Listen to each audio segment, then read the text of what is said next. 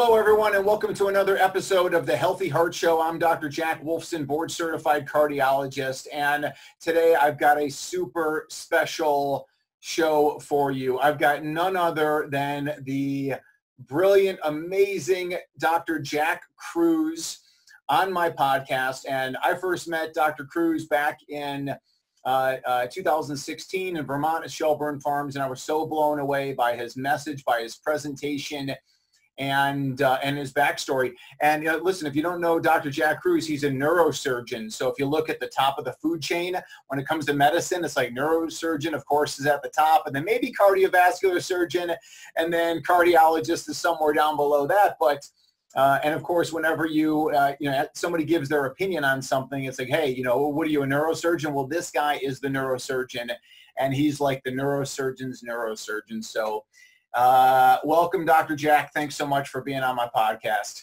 Hey, no problem. Tell me your story. I know your story, but just for the audience, tell everybody kind of how you came to be, what was your progression to where you are right now? Well, I mean, it started probably 15 years ago when I designed some spine instruments for minimally invasive spine surgery and was invited to come and speak to a group of orthopedic spine surgeons and neurosurgeons in Birmingham, Alabama. And when I stood up, I tore my knee meniscus in my right knee, and I had to have help to get to the podium actually to give my talk. It was kind of embarrassing. And it turned out I was fortunate because one of the orthopedic surgeons in the audience, wife, worked for Amgen. And she came up to me at the end of my talk and she saw I was struggling. She goes, look, I know why this happened to you. I'm going to send you 6 papers and a book. And that kind of jumped me down the rabbit hole. She was trying to give me information tied to a hormone called leptin that I had absolutely never heard about because I graduated in medical school in 93 and leptin wasn't discovered until 94. So I had no way of knowing about it. And she was trying to give me the message that that Amgen was trying to cook their clinical trials because at that time, back in the early 2000s, they had pulled their synthetic leptin drug because it worked too good. And they found out at that time that cold and light, especially from the sun, could actually have the same impact as their drug. So when they stopped doing what they were doing, they immediately went out and patented all the cold receptors that humans had at that time. And that's actually where we got the cool sculpting trend, that's probably big out in your neck of the woods in Arizona, where people are fat and they use metal plates on their body to lose weight. Well, I did it a little bit more old school. I began to eat like a great white shark and live like a polar bear and take cold baths and eat a lot of seafood because I stumbled upon this ancient pathway in the brain called the leptin melanocortin pathway. And, one thing led to another.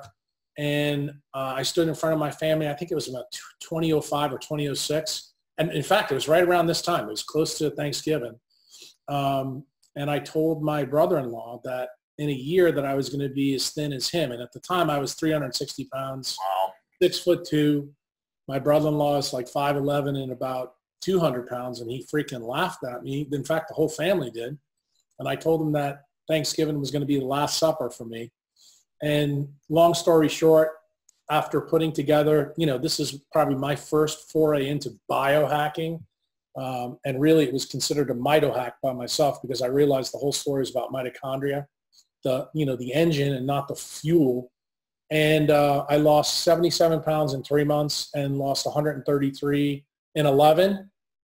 Since that time, I've probably put back on maybe 35 pounds. And the reason for that you may want to get into in the podcast actually is tied to my job. And as a physician, as I do, cardiologists, unless you're an interventional cardiologist, you don't have to spend a lot of time in the hospital at night. But neurosurgeons unfortunately do. And I found out over the subsequent 10 or 15 years through this whole story about leptin that light was driving my biology the wrong way. And that's what was causing a lot of my problems. And subsequently, over, I'd say the last 10 years, I've had to make several moves, and it was all designed to get light out of my professional and social life. Out of my social life, it was easier. out of my professional life, being a neurosurgeon, it was not. So long story short, in 2017, back where I trained, a small hospital wanted to build their spine program. And I told them, look, I'd be willing to come and do what you want if you're willing to come my way and change the hospital bylaws and make it so that I don't have to take call anymore and don't have to be up at night, and I can be off all night and not work on weekends. And, you know, basically, Jack, you know, me saying that as a neurosurgeon, that's like I'm asking for the world from the hospital. Right. But these guys had a previous history with me because the company that worked for this hospital in terms of their management partner worked with me in Nashville when all this stuff that I told you was going on with me, when everything changed. And they knew about how I changed my surgical practice literally overnight. And they told the guys down here in Louisiana, they said, look, if you can get this guy, you got to get him. And they changed the bylaws, and I've been here for a year. And I have to say I'm pretty happy. I'm not taking call. Mm-hmm. And that's kind of limited my leptin and melanopsin issue, which is really what you asked me about. What is the key factor? Those are the key factors. So, I mean, so you think over the last year, I mean, do you feel different? Do you feel better? You know, I'm a lot nicer guy. I'm a lot nicer guy. I can tell you that. Because, I mean, I'm not, you know, constantly sleep deprived, and I'm not as blue light toxic as I was. Most of my blue light exposure these days comes from doing podcasts, comes from you know, dealing with my members and trying to help people online. But, you know, it got to the point, Jack, really, I would say in 2015, where I realized that I was going to have to do something pretty radical. And really all the moves in my life have always been associated with moving towards the sun and getting blue light and non-native EMF out of my life. So it's not like this trend was new. This was a plan of mine for probably 10 years. But, you know, having a good idea without execution leads to deletion of every good idea. So you have to make it happen as a doctor. And you probably are the perfect person to be interviewing me about this, because you know that medicine is really not set up with circadian biology in mind, especially my specialty. Most people who are obedient idiots that get out and get trauma, it's happening at nighttime. So it's a really big issue. And it's one that I found in my Mito hacks that I no longer could get around. You know, I got to, you know, my mid-50s, and I said, you know, if I am going to be good for myself and my family, I have to change what I'm doing. I have to control my environment better.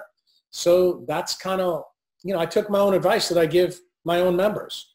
I will tell you, it was a big-time struggle. So the cool thing about sharing this story with you is when I talk to people or I meet them at meetings or, you know, at different events, and I tell them, look, you need to move. This is a really big deal. I can actually empathize with them because I've done it so many times. So I know what it entails, and I know that it's not easy. But here's the problem. When somebody tells me, no, I can't do that, then I immediately say to them, so you're telling me that your job is worth more than your health. And that's when I make the comment to them that most neurosurgeons don't make to patients. If you're not good enough for yourself, who the hell are you good for? Yeah. And when you actually really stew in those tomatoes, you begin to realize that it really is a really important decision, not only for yourself. And you know, you've met me in what I call the real world versus the virtual world. And I truly believe that when you meet someone in the virtual, I should say the real world versus the virtual world, you have a very good awareness of that person's passion and energy and where they're coming from. And I try to explain to people that I am all in this. I mean, I realized that my job absolutely destroyed me from the time I was in medical school through residency. And if you would have told me that at 39 years old, you know, which was a year before I got the message, I would have laughed at you. I would have called you the biggest asshole because, as you said before, when you introduced me about neurosurgery, talking about the top of the pyramid, I think the old Jack at 39 and 40 years old would kind of give you a thumbs up on that. The new Jack thinks that all doctors are on the top of the pyramid because we have a duty to teach the things that we're learning that we didn't learn in medical school, because our knowledge, especially in quantum biology, is radically advancing much far outstripping what they're teaching in medical school and residency. And the thing is, when you're in medical school and residency, you know, the public gets mad at docs, and they shouldn't, because you have to learn a shit ton of stuff just to get through. So the stuff that like we're talking about, that we're learning, what I call aftermarket data, right, you know, for doctors, is really important. That's why, you know, you deciding to do a podcast, I think is cool. I think to extend your reach, you know, write more books, write more blogs, you know, get deeper into it from your angle, like on the heart angle and the cardiology angle, is good. I'm actually doing a little bit of the opposite. Instead of being a super specialist, I look at my role now as a neurosurgeon to try to be a jack of all trades, but a master really of none. And the reason I say that is the more that I've learned about quantum biology in the last 5 years, the more that I realize that you have to know the interconnectedness of all the different systems. And the one good thing about my training as a neurosurgeon, being a relatively smart guy in the top of my class, I actually did really well in things that I hated, you know, in medical school. And it turns out now, Jack, those things are really important for me as an educator for quantum biology, because I can sit down and have a discussion, you know, with somebody now about why vitamin D and platelets are linked through the wireless connection through your red blood cells. I can sit down to a hematologist, oncologist, and have a very cogent conversation, cite papers, and they look at me like, why do you do this? And I try to explain to them, you know, and you know this, when we signed up for medical school, we wrote that stupid essay and we signed it on the bottom. And I think everybody who went to medical school or chiropractic school, any kind of healthcare profession at all, when you sign that essay, you're doing this really to help people. And the thing is, when you get into medical school, even into residency, I don't think it's until you get out of residency where you realize that you're really not helping a lot of people. And it's a kind of shock to your own system as a physician. And I guess the reason why I'm passionate about it now, I never lost my passion, even in neurosurgery, to be a doctor. I thought I was a good doctor when I was, you know, below 40 years old. But I realized now, when I tore my knee meniscus and that lady came into my life, she gave me the opportunity to be great at what I do. And the you know, the book, you know, The Monk Who Sold His Ferrari, I know that's the book that she gave you and told you to go read. And after, you know, you told me about it, I went to go read it, and that's a fantastic story for anybody to read. And, you know, when I speak from the stage, or I see people out here in Arizona and I'm telling them about the importance of the sunshine, and like, what do?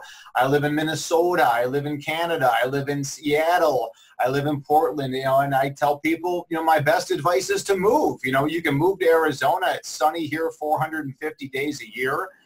You can move to the Caribbean. I mean, I know once again, I'm not seeing any patients that are coming in from Mexico or from these sunny climates. It's all from the clouds. But let me ask you about this. Another thing that you turned me on to was the idea from Gerald Pollack about the exclusion zone. And the exclusion zone, certainly from a cardiovascular standpoint, how when you make the exclusion zone and you really increase the size of that, and now that is your buffer between blood flow and blood vessel wall. I really think that you know, the fact that the sun increases the size of the exclusion zone, I think that is like holy grail cardiovascular medicine. What do you think about that? Yeah, I agree with you. I think those are like the foundation principles. I think really once every cardiologist really delves in to that science, then they add the other parts in that they kind of know about. I think they become much more wise. The real big ticket that's really good about Pollack's work, his book, as you know, is written for a third grader. So I love turning my patients on. And I tell my patients, if you really enjoy your doctor and you want to make them better, buy them this book for Christmas or Hanukkah, or, you know, just to buy it for them, give it to them. And I guarantee you, very few patients buy their doctor's books. Right. And when you do that, you may not light them all on, but I try to tell my patients this, that if your doctor changes and opens their mind to truly what the biophysics of water is all about, that you may affect 1,000 other people in your own town.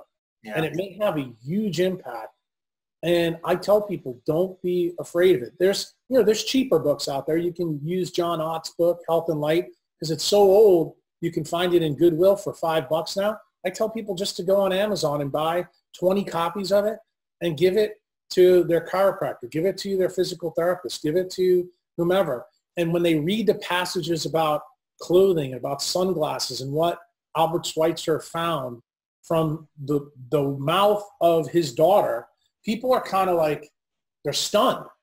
And, I've had cardiologists come up to me. In fact, it happened about 3 weeks ago where someone in the hospital came up to me and said, look, I watched one of your podcasts and I went and bought that book about the eyeglasses. And he sat down with me and talked to me for an hour about how the RPE and the heart work together, via the eye. And he goes, I would have never thought this in a minute. I said, look, all you have to do to tell your patients, tell them to take their glasses off and look at the sun early morning. That is, in my world, I said, that is a cardiology maneuver. But that operationally occurs through Gerald Pollack's work, but also understanding that a red blood cell is a ferry boat for sunlight that connects the sun wirelessly to our mitochondria.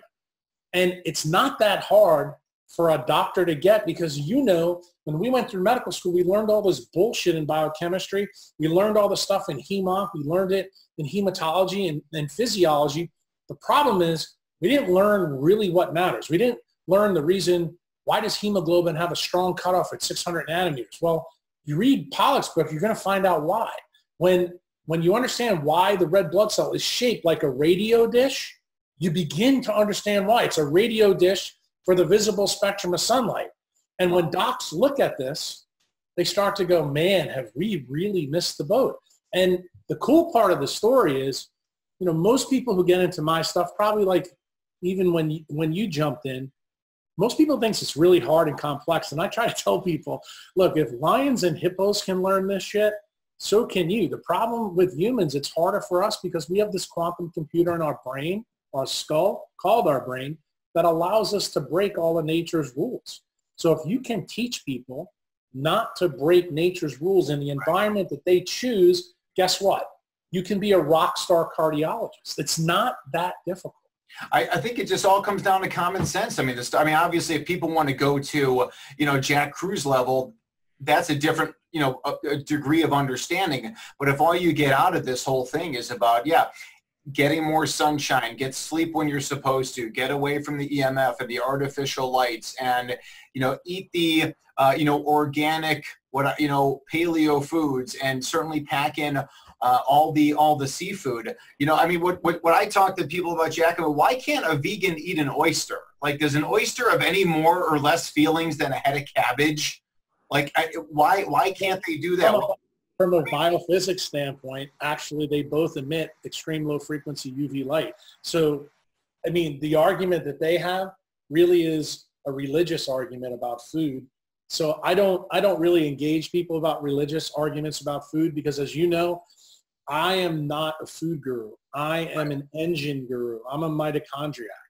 And when you have my perspective, you begin to see that divorcing yourself from the macronutrient game and even the vegan game. I tell people, if you want to be vegan and be a black swan mitochondriac, it's possible. The only problem is you have to live within the 20s, the 20th north and 20th south latitude, and you have to do some exceptional things.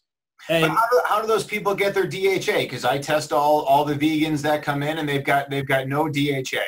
Well, that's the key. The key is there's a mechanism in the eye called the Bazan effect. And Dr. Bazan, Nicholas Bazan, is probably he's a world famous eye researcher. Guess where he is? At LSU. He's the guy that taught me a lot of stuff in the central retinal pathways when I was a resident. And it turns out, he's an older guy. He's probably close to 80 years old, and he's still active. He just published another paper. It's like his 6th paper on this effect that he discovered several years ago. And what the Bazan effect is we have 2 loops in our eye. The first loop takes, anytime sunlight comes in, it disassociates DHA, and we recycle it in our eye. The key to that process, it's controlled by the circadian mechanism. So if you're blue light toxic or you happen to live next to a cell tower, you lose that ability. What's the backup system that evolution built into humans? Because remember, the central retinal pathways has the highest level of DHA of any mammal on this planet in humans. And our brains also the same way. But we have a backup system called the long loop. And the long loop connects the eye to the liver. And it turns out that your liver is designed to put that in there. So if your eye gets broken, your liver can replenish the situation. So a vegan who gets as little DHA as possible is constantly recycling, assuming that they're living on the equator where it's 12 hours of sunlight and daylight. That effect is no longer present. So for example, the book that you mentioned earlier, How I Got to Understand This, is about a guy who went to these monks in India. And I had the realization that India sits on the equator. The southern part is filled with vegetarians. The northern part is filled with people that eat a lot of meat. And there's no seafood there. That was the key. And when I figured this out, I was like, you know what? These vegetarians have made it for 4,000 or 5,000 years. They've done really good. But you know what they didn't have? That's when I got the message when I was standing at Michelangelo's statue. And I looked up. I said, you know what? They didn't have any fake light. The only fake light the ancient people ever had was full moon. And that's where we get the word lunatic from. Luna meaning moon. And when you had the reflected blue light off the moon, even the ancients knew that blue light caused the problem. Wow. Well, it turns out that vegans can recycle the little DHA that they get. And remember, in humans, we do convert about 1 to 3% of ALA to DHA. It's very, very small. But if you happen to have a perfect circadian mechanism, veganism can work. Now, do I think it can work in a 0G to 5G world? Absolutely not. I think it's psychotic. But if you're going to do it, you have to do it in a tropical environment. Which nobody does. So, I mean, it's not likely. Well, this is what I was going to tell you. They actually do it. Remember that India is the perfect example for this experiment that I want to share with you, because right now they have the highest rate of diabetes in the world. This is the reason why. They're still vegetarian. But guess what? Bangalore, India, which is in the southwestern tip, that's all our call centers for big tech companies. Yeah. So guess what? It's the Google and Cisco of southern India. This is the reason why this is important. This is an important teaching point for people who are former vegans or vegetarians. And I tell people, if you're vegan or vegetarian, the move to greatness is just become a pescatarian. Yeah. Just get something in your system, because now that we know about melanopsin and how it works with leptin, once you fix this boson effect in your eye with the short and long loop, you can do extremely well. Amazing. Amazing. You know, and certainly, I mean, you know, me coming out of Chicago, huge Indian population there when I was doing my cardiology training, and they've got, the vegans, they've got some of the worst coronary artery disease you can ever imagine, what we used to call tiny vessels, until now you know that when you go in there with the ultrasound wire and you take a look at the inside of the vessels, they're not tiny vessels. The vessels are normal size. They're just caked full of disease in a total circumferential, you know, manner. Yeah, it's obviously a major problem for them. What, let me ask you, as far as water, a lot of people are talking about hydrogen water, about adding hydrogen tablets to the water. Give me your thoughts on that. No, the key with water, this is, how shall I say, Gerald Pollack 2.0. Like, Pollack gives you the base of understanding water. The key with water is it has to be devoid of dielectric blockers. You know what those are because we talked about it in Vermont. The big one is fluoride and bromine. The key in water that's really good is iodine. That's the one halogen that's good because it's got an atomic number 127. So it stimulates something called the Grothaus mechanism.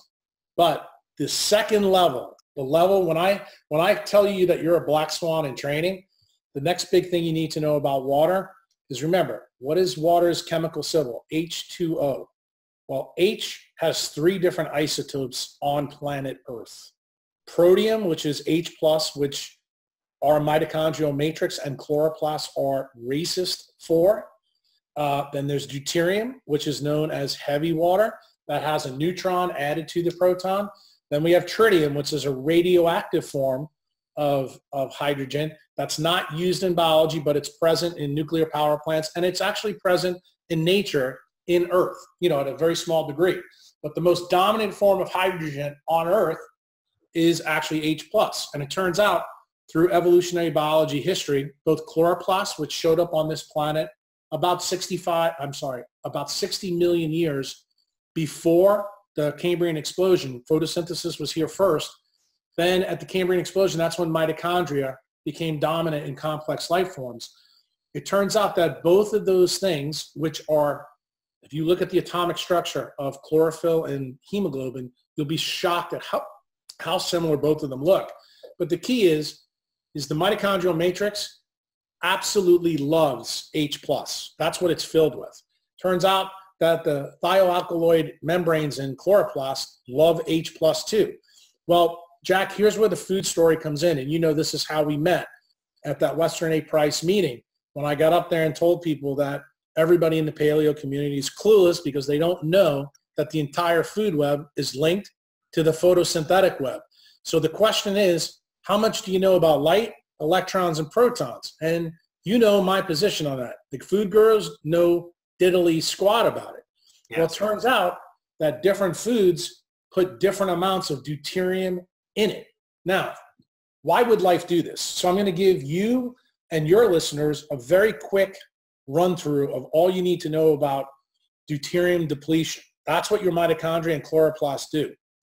Deuterium is found in seawater about 150 parts per million. That's normal.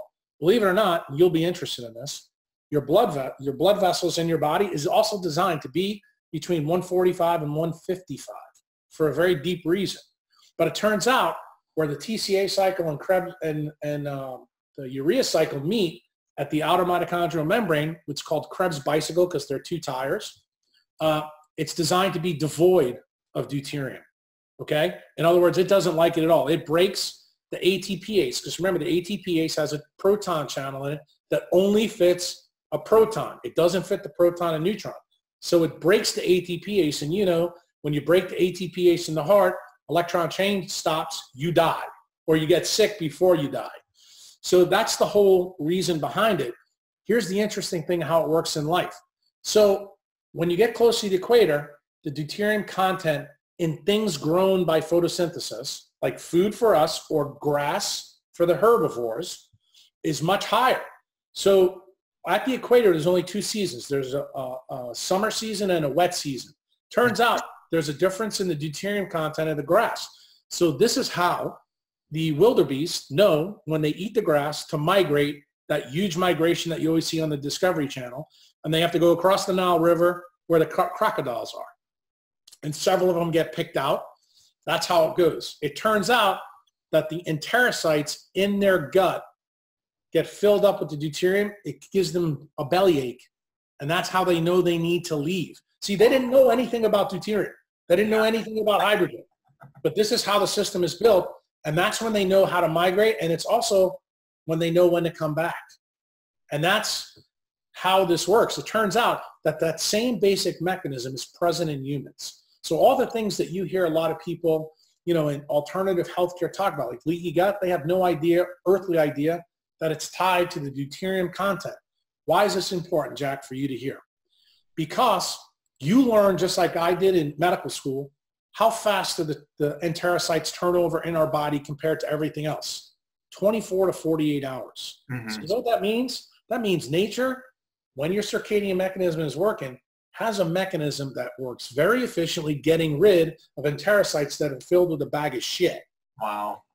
Got it? Yep. So guess what happens when you're blue light toxic or you put the cell phone up to the side of your head instead of putting on speakerphone? Your enterocytes are filled. That's what leaky gut is. It's an electromagnetic phenomenon. It ain't tied to any bullshit tied to foods that anybody you're going to have on here. And I'll argue with them up and down. They just don't get the biophysics behind it. So give me some strategies, if you will, to deplete the deuterium from the body. How do we minimize our exposure? Well, the number one way, if you use the fuel, this is where a guy who, I know you said you had Luke on, Luke is just getting into this about deuterium depletion. Dr. Laszlo Boros, who is a MD PhD at UCLA, he has shown pretty clearly through his work in Hungary with a researcher, an MD named Gabor Sommelier, that ketogenic diets are deuterium-depleted diets. In fact, one of the number one things that you could eat to deuterium deplete yourself is coconut oil. Oh, it has a deuterium level of about 101 parts per million. Well, it turns out that all fats, almost all animal products, are deuterium depleted. Guess what has the highest level of deuterium in it? This is where you're going to laugh. Vegetarians won't like this part. Anything that's made from C3 or C4 photosynthesis. And it turns out C3 photosynthesis forms 80% of the food webs on the planet. That's the one that has the highest level of deuterium in it. That's the one that vegetarians eat. Guess what depletes us of deuterium? Solar mechanism, meaning the sun and your circadian biology. It's present in many different systems. In fact, when I went back to the Western A. Price meeting this year in 2018, that's what the talk was about. I've been waiting to give this talk in 2018 for a long time because it was the other part of the leptin story when we found out in December of 2017 that melanopsin was actually in the retinal arteries, the arteries of our skin, the arteries of our gut. And we also found out in December 17, it's in our sub-Q fat and skin. That was the missing data that I didn't have to complete the story. Now that the story is complete and you can see that any kind of blue light or non-native EMF basically uncouple vitamin A from melanopsin, that released retinol becomes, the best way to describe it is a nuclear weapon for all photoreceptors. So you'll be interested in this. And you may not know it. B12 is a photoreceptor in humans, okay? And guess what happens when you have melanopsin and retinol damage? That's the reason why vegans have such demolished B12s. Because when you put them in a blue light environment, they can't recycle their vitamin B12 through the liver. The other thing that people don't know, if you take every single vitamin known on this planet, the only one that emits light, guess what it is? Vitamin A. Yeah. And that's the reason why retinol is bound to every opsin in the human body. So that means rhodopsin, neuropsin. I know you're not a supplements guy, but I'll ask you anyways. What are the best strategies to get vitamin A into the diet? I mean, obviously, I know organ meats, eating seafood, whole seafood products. Liverwurst for me, and believe it or not, seafood. Seafood. Is there any role at all for retinol palmitate supplementation, vitamin A, or no? No, and I'll tell you the reason why. If you look at the literature of vitamin A, the one thing that you'll notice immediately, and this is important for everybody to hear. It's also important for doctors to hear. Excessive retinol in any form, I don't care if it's synthetic or even natural, has been associated with significant problems. So yes. What is nature telling us there as clinicians that we have a duty to tell patients? That it has to be linked to circadian biology. That's what controls it. All these reactions that I just told you are quantized. When I use the word quantized to non-biologists, what am I saying? It means it's highly specific and highly sensitive. So you can't go taking something exogenously and thinking you can replace it endogenously. The cool thing is, if your redox level isn't trashed, eating liverwurst or eating seafood every so often helps prime the whole system. Why? Because Mother Nature and evolution designed you to take the pieces and parts that are built by photosynthesis and have the substrate in a cell to do the right things. The key that you have to do is you have to understand how sunlight controls the entire system, both in the eye and all the peripheral clock genes that are present. And guess what controls the peripheral clock genes? Melanopsin. Guess what controls the SCN? It turns out it's melanopsin again. Because where did we find melanopsin first? It was in 1998 in the retina. We didn't find it again in a new place until 2014, which will interest you as a cardiologist. It's in every artery of the body and the arterioles. Wow. In 2017, that's when the seminal paper came that completed my monk who sold his Ferrari story, because I thought it was the craziest thing ever that Mother Nature or evolution or God would put the key fat hormone in our sub-Q fat that goes into our hypothalamus. I was like, why in the hell would she do this? Then I had this kind of come to Jesus moment. I read one of Suzanne Summers' old books. I think it was called Breakthrough. And there was a passage in there that actually said that she read a paper from Germany that showed that, you know, those little pen lights that we used to get when we were in medical school to check the eyes? Yep. She read a study where they put the pen light behind someone's knee and it turned their melatonin level off. And I thought to myself, geez, that's crazier than shit. You know, and I thought it was just one of those things in the alternative health world that was just total bullshit. And it turned out, guess what? Suzanne Summers reported this. She had no idea how it worked, but that always stuck in my head. And I made the calculated guess. You know, as scientists and clinicians, we call that a hypothesis, that leptin had to have a photoreceptor with it wherever it was present in the body. And that photoreceptor controlled it. So when you heard my talk in 2016 and 2017, remember I talked about those benzene rings and all the aromatic amino acids are photon traps? Mm-hmm. When I saw the chemical structure of leptin and saw all those photon traps, you know what I realized immediately? Leptin fundamentally is a photoreceptor just like B12 is. Uh-huh. Mm-hmm. And then I went, son of a bitch. That means there's got to be a photoreceptor there. I knew it was an opsin, but I didn't know which one. If I was a betting man and I was truthful to you, I thought it was going to be rhodopsin. And when I read the paper in 2014, remember, this is 2 years before you and I met, and I saw that melanopsin was in the arterioles of the skin and the retina, I said, I'll be a son of a bitch. This could be it. So then I started to go pedal to the metal down this rabbit hole.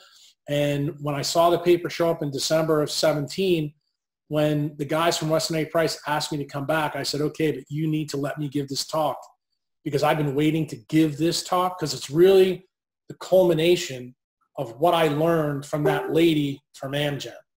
Now I know really how it works because it turns out when you have blue light or non-native EMF, really any other part of the spectrum besides visible light, it disassociates the retinol from the melanopsin. And why is this important? All diurnal mammals on the planet, Jack, have that covalent bond is weak. It turns out nocturnal animals have a strong covalent bond. And the reason why is so they can handle different parts of the spectrum differently because, remember, our retinas are photopic, meaning they work by sunlight. Turns out a rat and mice, all the stuff you see in the medical literature, those are scotopic retinas. They have scotopic skin.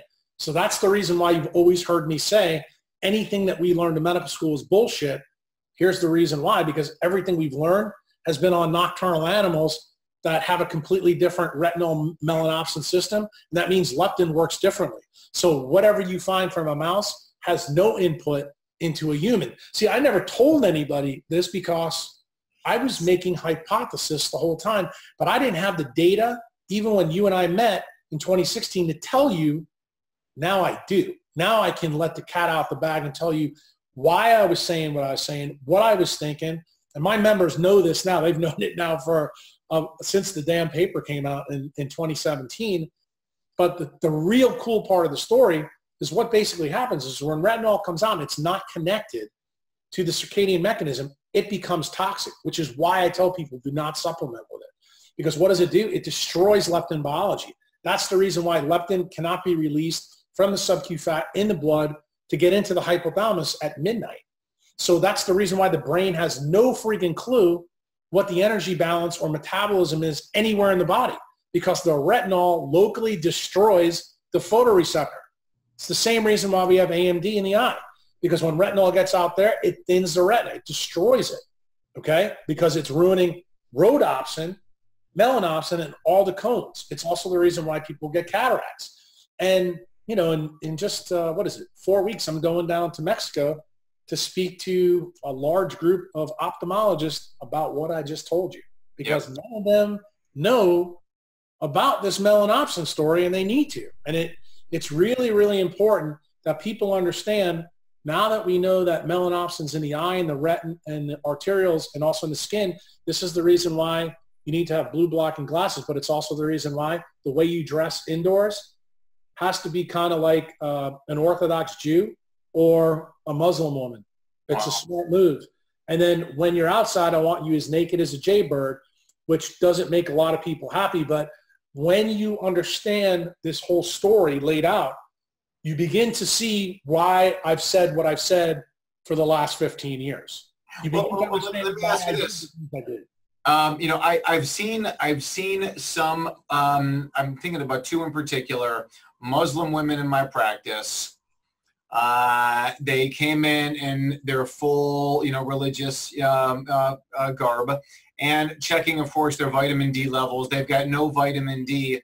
Yet, I mean, whether we're talking about them, why aren't they all dying very young? And I'm sure a lot of them are, and they get cancer and whatnot. So, you know, about them. And then maybe on the other side, what if we're talking to a vegan and they're like, wait a second, you guys are bashing vegans, yet the vegans have some of the best longevity data coming out of the seventh day of Venice. So, you know, maybe, so what do you think about these women? That data is no longer accurate.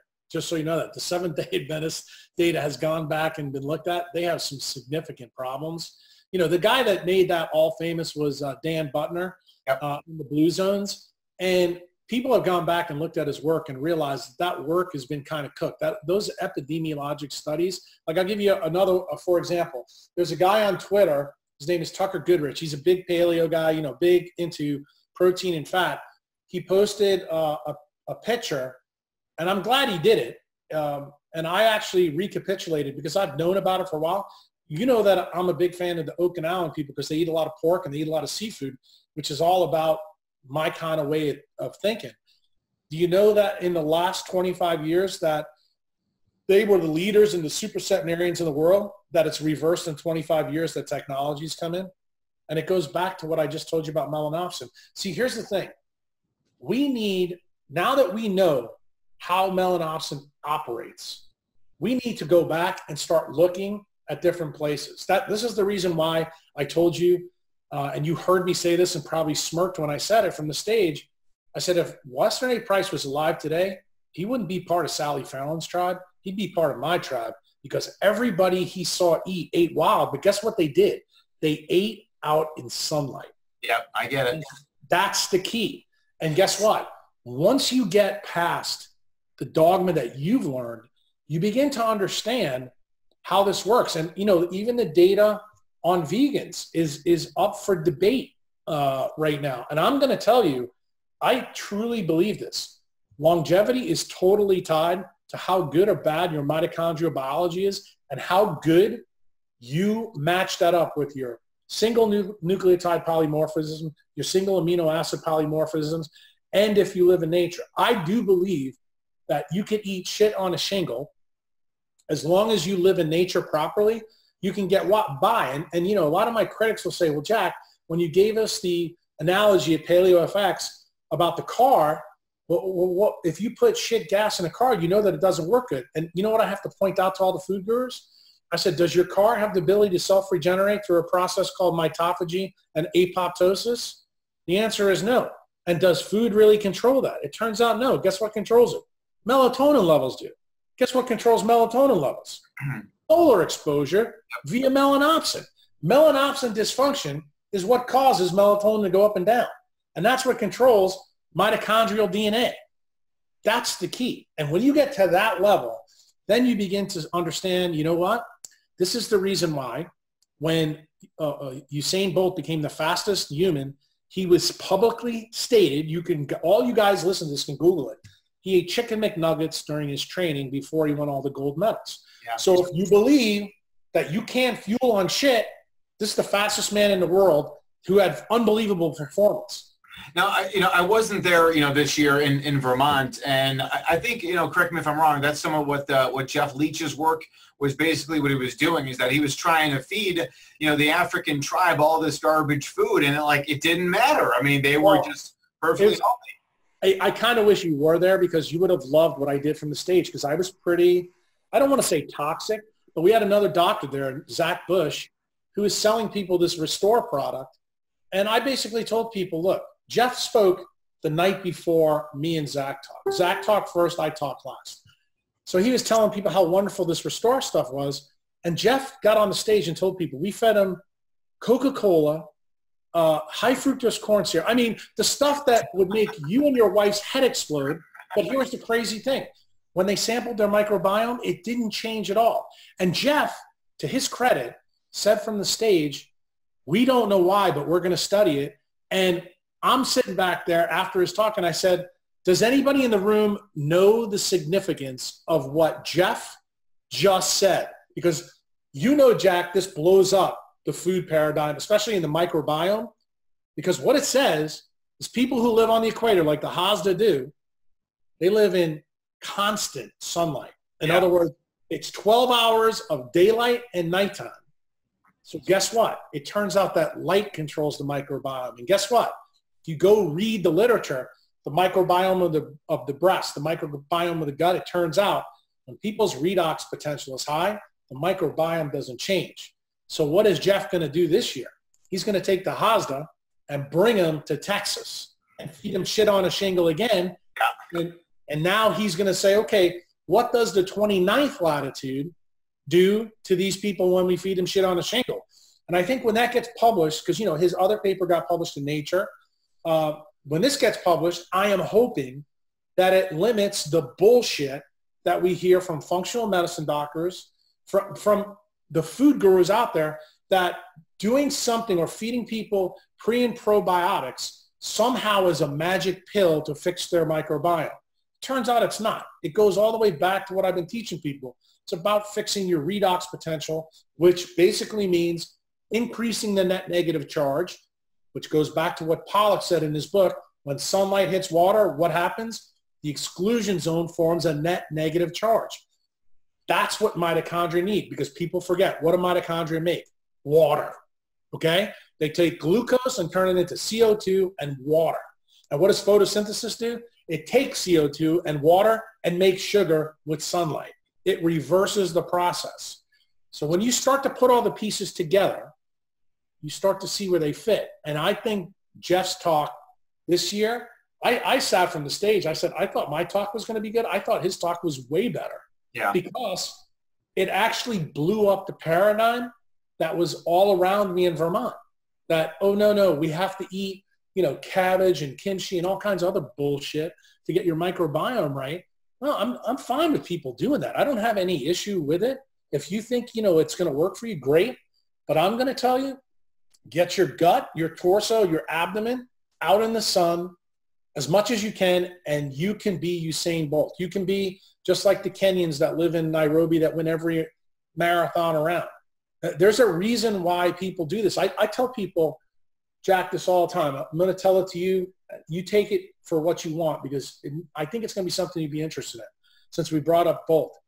You know that AM sunlight, the transition between UVA and infrared A light, actually make dopamine. That's one of the things that program dopamine. And dopamine is made from aromatic amino acids. Here's what people don't know. Dopamine actually goes to fiber type in muscles. This is really important for you to know as a cardiologist.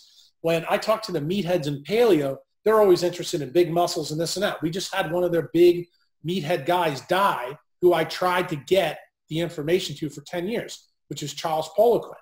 And he was a great guy, and he was a rule breaker, kind of like I am, but he just didn't understand that you needed to work out outside and not in a gym. The guy was 58 years old and died from a heart attack, which is your organ. And the reason why and I know also, you know, you and I were both, you know, critical, and I'll give you a lot of credit, obviously, for increasing my knowledge on it. But Bob Harper, you know, Bob Harper from America's Biggest Loser. Right. On the outside, that guy looks like he's like Superman. And on the inside, he was just frying his body for all those unhealthy reasons that we talk about. Yeah. Right. Now he's on TV selling Berlinta to obedient idiots. But it kills me, man. That kills me when I see that. Not that I watch TV, but wow. Well, remember, he's got to replace his salary because he can't exercise anymore to people to death.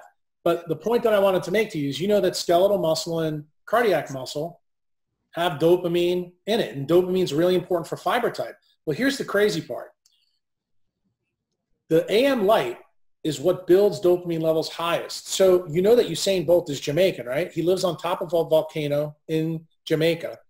The higher you go, the more UV light you get. Also, the darker your skin you get. So it makes your redox higher. So his fiber type was fast twitch. That's the reason why he's amazing. Now, you know the story I told you about Kenyans. Kenyans come from Nairobi. Nairobi's at 1 degree north, 8,000 feet on a plateau on an old super volcano. They're the blackest people on the planet. To protect their skin from the UV light, they get more UV light. The natural UV index there is 14 or 15. That's the reason why they have the fiber type for endurance racing. That's why they win everywhere they go. And that's why they train there. What's the third story? This brings it back to you and me. So if you're an NFL fan, you'll take out an NFL rushing list when I get done with this podcast with you. And you'll notice that the top 20 NFL rushers all went to school in the Southeast. Not one of them, with the exception of one guy, John Riggins, went to school north of that. Guess why? Because muscle fiber type is linked to actually your physiology and the amount of solar exposure you get as a kid. Mm-hmm. So what's the key here? As a cardiologist, if you have anybody that has cardiac disease, your job is to get their chest, their sternum out in the sun as much as possible. And, you know, with ladies who have heart disease, you know, they say, well, I can't just take my boobs out and walk around. Well, actually you can, ladies. They make something called Cool Tan out in your neck of the woods in Arizona, a clothing company in the States. But there's another one that I push my members to, which is Kaniki. They're in the UK. And I found that Kaniki allows more of the infrared A and UV light to come through. But these are things that we can do to help people. These are little actionable steps that actually improve people's things. Instead of them coming to see you to have, you know, a wire placed in their coronary arteries, or coming to see me to have pedicle screws placed in their back. Yep. What now? I mean, so you mentioned, so tell me how you know, obviously someone who's not, you know, they've been told, of course, you know, the sun is bad and all that rhetoric. So how do you get people safely in the sun? I know obviously we wouldn't tell anyone, hey, listen, you haven't been in the sun, you know, go out at noon and just go bake yourself, you know, for an hour. How do we get people into that? Well, the way I do it, I'll give you my way as a physician, because it may help you and some other physicians that will listen to this. The first thing that I do is I make the patient buy John Ott's book, and I direct them to the story. You first have to understand why dermatologists and ophthalmologists believe UV light's bad in order to understand the whole paradigm. So it turns out babies that were born with jaundice, who always come from mothers with melanopsin problems and dads with melanopsin problems, because that's why they're jaundiced to begin with, they used to be put under UV light in the 50s. Well, it turns out a lot of those kids got retrolental hyperplasia of their retina. So immediately they found out, oh, this is UV light exposure that caused the problem. What didn't they know? That babies have lenses that are completely permeable to UV light. Because you remember, Jack, when we were in medical school, we were told by ophthalmologists that the lens blocks UV light, which is also bullshit. It lets 2 to 4% of UV through. Well, it turns out babies really let it through. Do you know why? Because UV light stimulates brain growth. What do you know about human babies? They are born shitting on themselves, a fat ball of goo, not like chimps. Chimps are almost fully functional. So it turns out their lenses are permeable for sunlight to help stimulate them to grow. So the story became that the people back in the 50s that dealt with jaundiced kids, they would use these lights. They eventually switched in the late 50s to the early 60s to blue light, because they found out the blue light didn't cause the retrolental hyperplasia. It was able to get rid of the jaundice. But what have we found out in the 2000s about kids that are irradiated for jaundice? They all have higher levels of melanoma, skin cancer, and this new cancer that's blowing up everywhere called ocular melanoma. It's the number one fastest growing cancer in the ophthalmology literature. And guess what we found out now? We found out the story that the blue light hazard goes from 435 to 465. That's what stimulates melanocytes in the RPE of the eye and on your skin. It's actually the key frequency range that melanopsin works at. So now we know that it's artificial blue light that really causes the cancer. Turns out that UV light taken out of its spectrum. So if you're thinking about the Pink Floyd album cover, remember, UV light only makes up purple. There's 6 other colors. UV light will never hurt you when the 6 other colors are present, okay? And UV light's different than every other part of the spectrum for this reason. It only makes up 1 to 4% of the terrestrial sunlight that falls to Earth, but in that, it's predominantly UVA, it's a little bit UVB, and there's no UVC. The other interesting thing is it's diurnal, meaning that it's not present equivalent every place on the Earth. The only place it's always present equivalently is at the equator, which is the reason why anybody who's sick, if you look at any epidemiologic study of any disease known to man, the incidence drops at the equator. Yeah. So type 1 diabetes, type 2 diabetes, heart disease, MS, sure. Yeah. right? And everybody knows it, but nobody knows why. Well, it turns out when you understand the story in Ott's book and you take it forward and you start going through the ophthalmologist literature and the dermatologist literature, one of the things that I love doing, because you know I'm a kind of shit stirrer in medicine, I love sitting down with the dermatologist and say, tell me, why is it that people that have the highest rates of melanoma and skin cancers have the lowest levels of vitamin D if UV light is the cause? And we know that 312 nanometer light is the only thing that converts cholesterol to the active form of vitamin D. And they just look at you and dribble on themselves because this is in their literature. They know it, but you know what they haven't been able to explain? Why the incidence of melanoma on the skin and in the eye is exponentially greater today in 2018 than it was before we had sunglasses in the 30s and sunscreen in the 50s and 60s. The reason is the lower your vitamin D level is, the higher your rate of cancer. And if you put that person in an indoor environment and you know that most of your patients and most of my patients, they live 98% indoors. Yeah.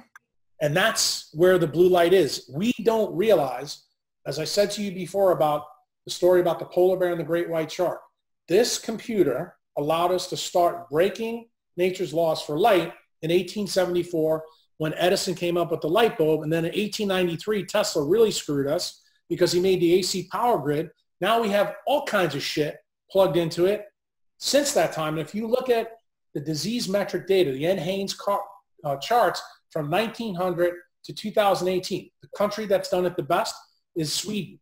They have the best health medical records back. Guess where I found all this information about blue light and ocular melanoma? That's in a blog that's out published in the Swedish registries. And that's the key. When you begin to really dive deep, you begin to realize that what people are told, listen, I'm going to tell you right now, if you want skin and eye problems, the smartest thing you can do is put a tarp over that. That's the greatest benefit to the medical profession for dermatologists and ophthalmologists. So you're guaranteed you're going to have medical problems. This is the reason why people in the alternative health world were kind of shocked when I told people 10 years ago that the celibacy syndrome in Japan was caused by all the technology.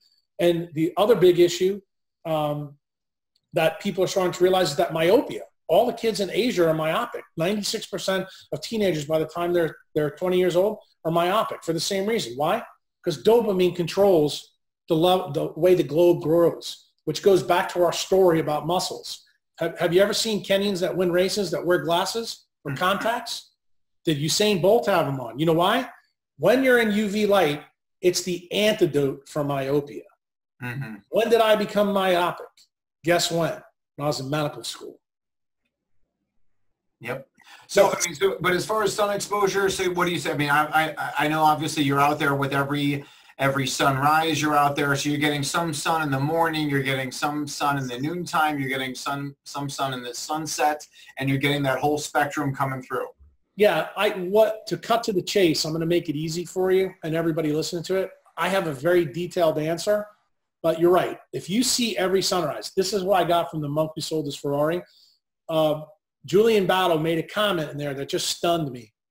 I shouldn't say it was him. It was the monk that was talking to him. He said that humans, on average, see 25,000 sunrises in their life. And I stopped when I read that in the book, and I said, how many sunrises have you actually seen? And honestly, at that time, the answer was probably 10 or 11. Wow, yeah. And I started to think about it, and that's when I started to realize that the light in the morning is different than the light every other time. And I started to really delve into that. But what I did is I took all these observations that I made when I was reading this book and doing all my homework at the medical school library to learn all this shit. And I came up with something on Patreon that I released called How to Build Your Solar Callus. So the answer to you is I tell people once they read Ott's book, then I want them to go read this Patreon blog because it lays out how to build your solar callus. Here's the long story. I can give you the short story. The short story is infrared A light forms up 42% of sunlight. It's the dominant form of light. Turns out red light in you is the fastest way for you to build your solar callus. So that means the more red light you get, the more UV light you can assimilate, and you don't need to be outside. You'll never get red. You know, you've met me. I'm an Irish guy with freckles. I can stay out in the sun for 8 to 10 hours. In fact, this weekend on Sunday, I was outside watching some of the NFL games out 10 hours straight in the sun. Yeah. And do I look like I'm, blistered and miserable? No. The key is people don't know this about the skin, that this ability is there. And, women are recalcitrant to do this because they assume that they're going to get wrinkles because, that's what the dermatologist tells them. You know what the irony of the story is? The higher your skin redox is, the more mitochondria you have, the more water it makes, the less wrinkles you get. It's actually the opposite. So if you want to get wrinkled, sit in front of a computer all day. That's for sure. This is absolutely brilliant information. I took down so many notes of so many things I want to research and look up and learn more on. Tell me, where can anyone who's listening to this show, where can they learn about you? What do you got coming up next? What are your lectures? You mentioned Patreon. How do people become a member in your tribe? Tell me where people can go. Well, probably the first and easiest thing I would tell people to do is just go to my jackkruse.com website, read all the free stuff. 99% of what I've written is free, okay? The second thing is if you want to cut through the first 3 years of blogs that are all on leptin, probably better off reading my book. I think it's only $10 now on Amazon because it's been out for about 6 years. That would be second thing. Third thing, I have shit tons of podcasts online. Just put my name in and put podcast. You'll pull up a ton. Like Jack said, the ones I did in Vermont, I personally think are pretty epic. The one in 2017 about the eye is amazing. The one I did this year is all about melanosis. So that one, unfortunately, is on Patreon. So you'll have to pay for that. Patreon is when I move the blog to more clinically oriented things. And Jack, you'll understand why. When you start talking clinical into your doctor on the internet, you have to be very careful. Yep. So Patreon is you go to www.patreon.com/Dr. Jack Kruse. And in there, I will give you a treatise on quantum biology. I'll teach you about deuterium till your head splits open. You'll get the solar callus blog. You'll learn about what survivor soup is. Survivor soup is actually how you create deuterium-depleted water in your body, especially if you have a serious mitochondrial disease. Probably the last thing that I would say is over my 10 years being in public now and talking about this, I've always had a goal to actually make a quantum clinic. In other words, a place where black swan mitochondriacs in training could come to learn, to teach other doctors. So I wanted to build a facility that was tied to my teachings. So I found a piece of property at the 28th latitude that I'm currently developing. I'm actually talking to you from the kitchen of the farmhouse now. The clinic is about 100 yards away. It's not done. It should be done in 2 months. So I will be probably every quarter teaching doctors, and you don't have to be an MD. You can be any kind of doctor, any kind of practitioner, even a massage therapist or anyone else. And I think I'm going to mix it with the public. If you want to learn about quantum biology, you'll be able to come there for a fee. And I'm going to teach with a curriculum the things that I've learned in detail. Love it. The last part is I've had a lot of members. You can become a member of my website. We have 4 different levels now. That's silver, platinum, and gold, and titanium. Titanium's for families. I personally think gold is the best way to go because you get access to me every month. We do webinars on different health topics, and most of the Q&As last 3 or 4 hours. Jack, I like to talk, so they last a long time. But the last level of membership is going to be if you want your hand held and you don't want the full force of reading everything Jack does, you just want my wisdom and you want me to be your doctor, you'll be able to hire me directly. Nice. And that's what the farm is going to be about. And it's going to focus in on all the quantum biology that ties light, water, and magnetism completely together. I'll make sure I put all that stuff in the show notes. It's absolutely brilliant. And, I don't know how to thank you. I know you got so many people that demand so much of you. You're such a thought sought after speaker and educator, and to get on a different podcast. So I appreciate you spending the time, with me. It's always kind of difficult. I know you feel this way as well, that we want to get this information out to the world, and we do so through the computer and social media and blue light and sitting there in front of that camera, and you got the light back here to make sure that we look, legible, and yet knowing that it's so unhealthy. It's a real, difficult dichotomy that we all live in. But I applaud your efforts to get out of the hospital and get rid of night call and the weekends and all that toxic lifestyle. I wish my father heard this information. I told you the story about my dad dying of, cardiologist dying of progressive supranuclear palsy. And the people at the Mayo Clinic, they've got no idea why, they've got no therapy.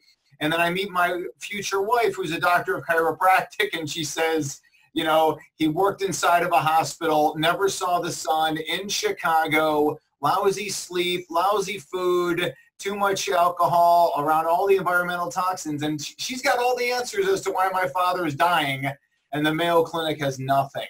So, the funny thing is, I forgot when you shared that story with me in Vermont. And it's so ironic that you brought this up. See, this is what quantum entanglement's about. I just released a Patreon blog 3 days ago called Quantum Thermodynamics 20. Guess what it's about? It's about how light and EMF through the eye can cause a brainstem disease, which is what your dad had. For people who don't know, most people don't know what that disease is. Right. But you know what the disease process that I used as the analogy was? I used tic-del-aero. And I use tic-del-aero because, as a neurosurgeon, we treat that. But I explain to people how that disease linked through the blood vessels via the melanopsin deficit, because guess what? The fiber tracts do not connect. Your dad's problem is exactly the same way. So I can tell you now, it was likely the blue light that really did it, because the circle of Willis that fed his upper brainstem, which is where that nucleus is located, that's what caused it, Jack. Yeah. Yeah.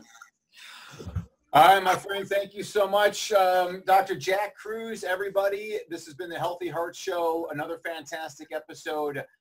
Read the show notes. Go find Dr. Jack Kruse. Watch his podcast. Watch YouTube on him. Subscribe to his channels. He is worth, this is money that you're talking about that's going to save your life, to pay attention to Dr. Jack Kruse. Signing out. Take care.